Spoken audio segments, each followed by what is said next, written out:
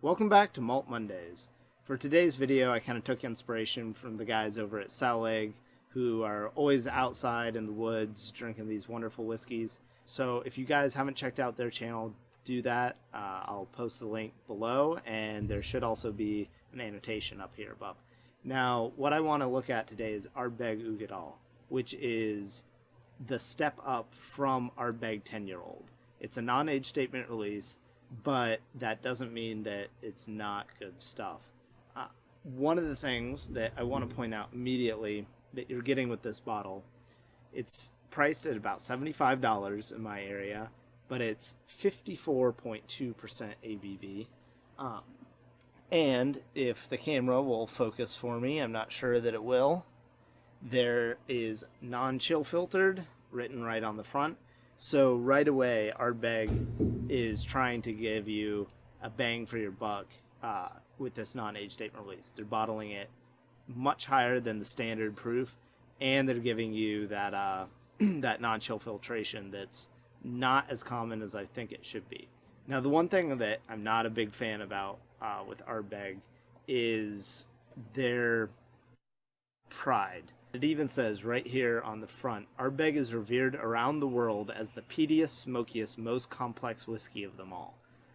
Well, that's a very unsubtle way of saying that they think that they're the best, and I absolutely would disagree with that statement. I don't think I've met anyone that reveres Ardbeg as the most complex whiskey of them all, and they certainly aren't even necessarily the smokiest.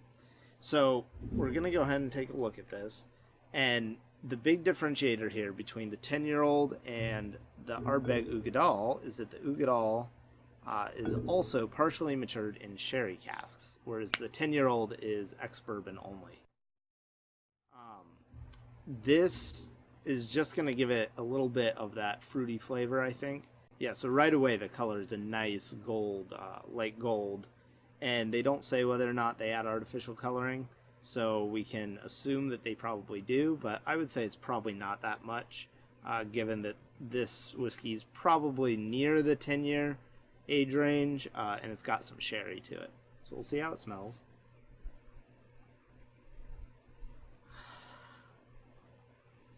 Definitely Ardbeg.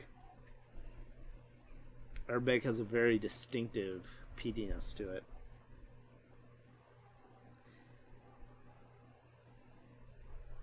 Kind of like an ashtray. It's a little more floral peatiness than Lafroig is.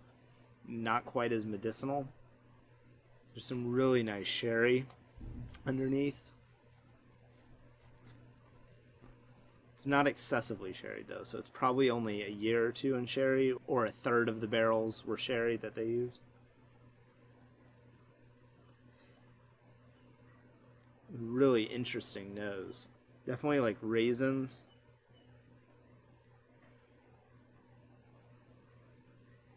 And a little bit of that like sea saltiness on the nose. Not much oak coming through. And this is quite strong, 54%. So this could even use a little bit of water, but I tend to prefer not to water down my whiskeys unless they really are quite high. Usually past 55 is where I start adding water. So we'll see how it tastes.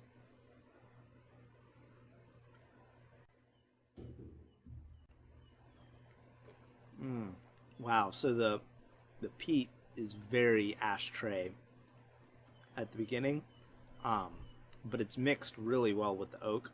The oak comes through right on the front of the palate, but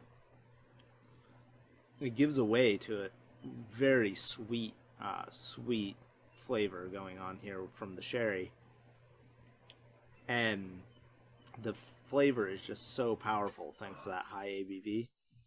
This is really, really good stuff. This isn't the most well balanced whiskey, however. I mean, the nose is way more on the brine and smoke than it is on the sherry, and the flavor is kind of two worlds combined, not necessarily super coherently.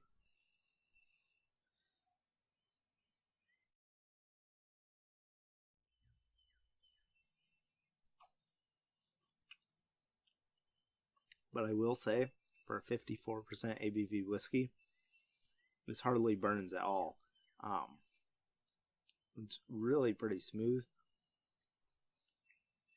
It has a really nice finish on it. If I was going to score this, and I don't have my scorecards with me, I would probably give this like a 87 or 88. I want to go higher than that just because you are getting non-chill filtered. You're getting such high ABV.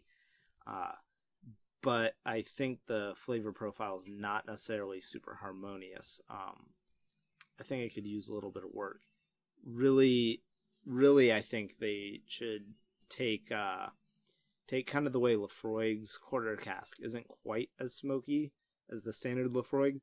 I think the Uigeadail would benefit from. I think the Uigeadail would benefit from that quite a bit. I think if they toned the peatiness on this down a little bit, it would really let the nose open up to some of the complexity that the sherry brings. But I think just because of the high price point, I think it should be a little more harmonious than this. So that's the only reason why it's not pushing up to 90 points. As it is, I would give it 86, 87 easy. Is definitely worth picking up a bottle. This is one of my favorite whiskeys. I just don't think that it's necessarily as great as they think it is, but it is a unique flavor profile, and it's one that I enjoy quite a bit, even if it's not that balanced. So if you like this video, please subscribe to my channel.